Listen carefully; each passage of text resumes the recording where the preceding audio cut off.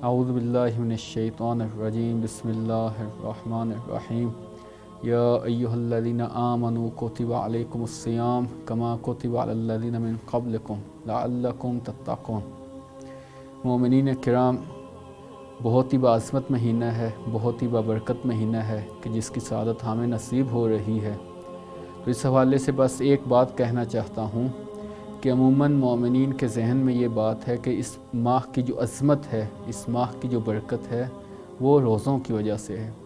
حالانکہ ہم اگر روایات کو دیکھیں اور اسلامی معارف کو دیکھیں تو ہمیں اندازہ ہوتا ہے کہ اس ماہ کی جو عظمت ہے وہ روزوں کی وجہ سے نہیں بلکہ ایک اور عظیم چیز ہے کہ روزہ ان میں سے ایک ہے۔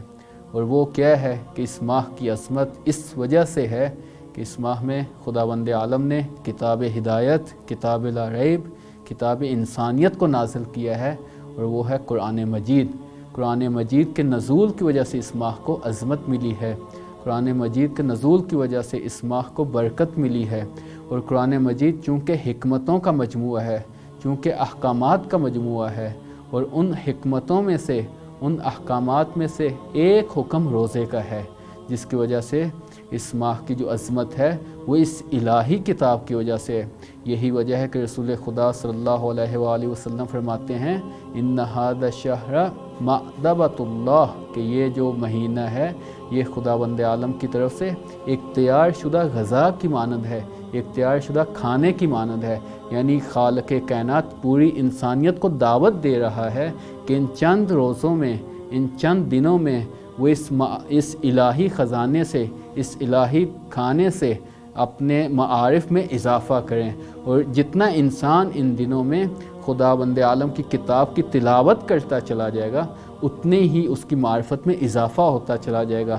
جتنا اس کتاب سے مانوس ہوتا چلا جائے گا، اتنا ہی دنیا داری سے وحشت کھاتا چلا جائے گا۔ اور جتنا انسان اس کتاب کے نزدیک ہوتا چلا جائے گا، اتنا ہی خداوند عالم کا اسے قرب حاصل ہوتا چلا جائے گا۔ یہی وجہ ہے کہ جو اہل دل ہیں، جو اہل عشق ہیں، ان کو روزے کی خستگی نہیں ملتی، ان کو روزے سے تھکن محسوس نہیں ہوتی۔ یہ اسی لیے آغا جوادی عاملی فرماتے ہیں کہ اہل دل کا حال یہ ہے کہ جب وہ اس آیت کو سنتے ہیں یا ایھا الذین آمنوا کتب علیکم الصیام، تو ان سے جو بھوک اور پیاس کی وجہ سے تھکن محسوس ہوئی ہوتی ہے، ان کی یہ تھکن ختم ہو جاتی ہے۔ خداوند عالم سے دعا گو ہیں کہ ہمیں اس ماہ میں زیادہ سے زیادہ کتاب مجید کی تلاوت اور اس کو سمجھنے کی توفیق عطا کرے۔ وآخر دعوانا ان الحمد للہ رب العالمین۔